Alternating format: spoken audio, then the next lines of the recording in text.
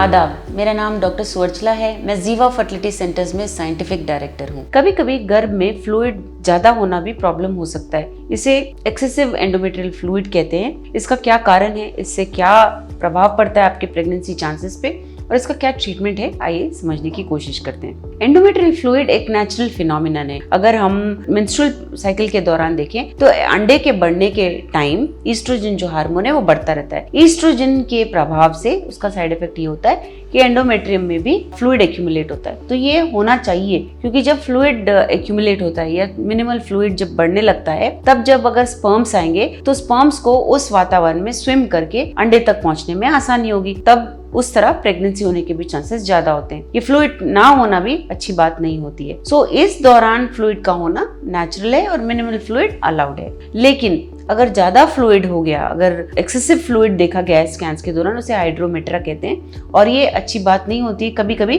क्योंकि इस ज्यादा फ्लूइड की वजह से प्रेगनेंसी नहीं आने के चांसेस होते हैं। ये हो सकता है कि आपके बॉडी में कुछ एंडोमेट्रियोसिस की वजह से ये हो रहा है, या कोई इन्फेक्शंस हैं जिसकी वजह से फ्लूइड एक्यूमुलेट हो रहा है और फ्लूइड की वजह से आप प्रेग्नेंट नहीं हो रहे हो। तो स्कैन्स के दौरान डॉक्टर आपका साइकिल के मुताबिक देखेंगे कि फ्लूइड है और कितना है, और उसके मुताबिक टेस्ट करेंगे कुछ देखने के लिए कि कोई इन्फेक्शन तो नहीं है या एंडोमेट्रियोसिस की वजह से ये हो रहा है। ये प्रॉब्लम देखते हुए कि कहाँ से ये प्रॉब्लम हो रहा है, ट्रीटमेंट दिया जाता है और ट्रीटमेंट के बाद जब ये फ्लूइड कम होता है तभी आपको प्रेगनेंसी के लिए कोशिश करने के लिए कहा जाता है। सो अगर हम आईवीएफ की बात करें, आईवीएफ में मेडिकेशंस जब दिए जाते हैं, estrogen, follicle stimulating hormone, LH वगैरह सब जब दिए जाते हैं, तो एक कॉमन साइड इफेक्ट ये होता है कि फ्लूइड इकट्ठा होना शुरू होता है एंडोमेट्रियम में, गर्भ में। सो जब ये फ्लूइड अधिक मात्रा में देखा जाता है तो एम्ब्रियो को वापस आपके घर में नहीं डाला जाता। उन एम्ब्रियोज को फ्रीज कर लिया जाता है और अगले महीने या किसी भी महीने जब भी फ्लूइड नहीं होता है, एंडोमेट्रियम का साइज अच्छा होता है, ब्लड फ्लो अच्छा